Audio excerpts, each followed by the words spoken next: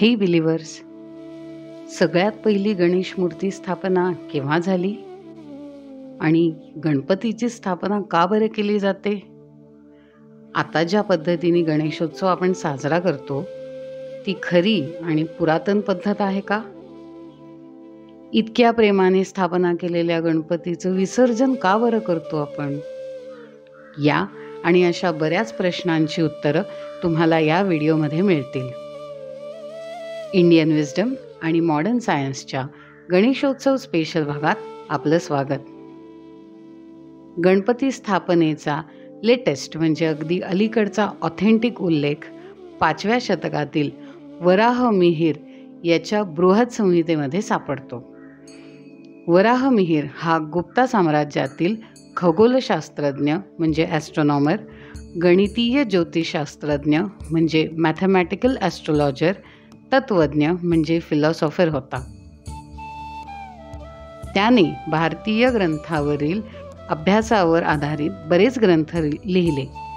त्यातील बृहत संहिता हा तत्कालीन एन्सायक्लोपीडियाच समजला जातो, ज्यात विविध खगोलीय म्हणजे ॲस्ट्रॉनॉमिकल घटनांचे पृथ्वीवर तसेच पृथ्वीवरील सजीवांवर होणारे परिणाम, उदाहरणार्थ भूकंप, उल्कापात, पावसाचे मापन याबद्दल माहिती आहे. त्यात देवतांच्या प्रतिमांच्या निर्मितीबद्दल मार्गदर्शन केलं आहे. त्यात गणपती स्थापनेचा उल्लेख आहे. गणपतीची मूर्ती ही नदीकाठच्या सुपीक मातीपासून बनवली जात असे. मुळातच सुपीक असलेल्या म्हणजे फर्टाईल, प्रोडक्टिव्ह असलेल्या मातीपासून मूर्ती बनवून त्याची विधिवत प्राणप्रतिष्ठापना करताना दूध, दही, तूप अशा विविध पदार्थांनी त्या मातीला आणखीन प्रोडक्टिव्ह, सुपीक बनवले जात असे.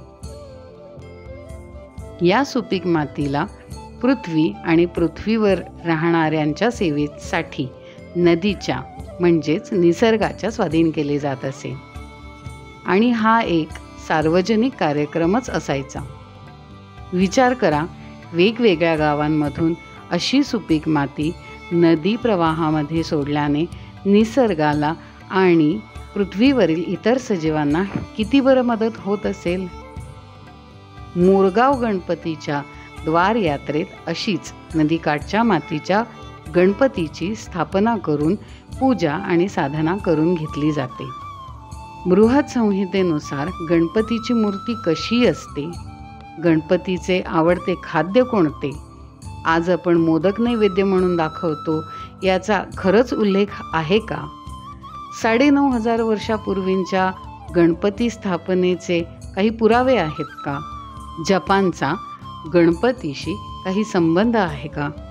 याबद्दल जाणून घेऊयात एनरूटर संस्कार वर्गाच्या इंडियन विजडम आणि मॉडर्न सायन्सच्या पुढच्या भागात. यथा इच्छति तथा कुरु. धन्यवाद.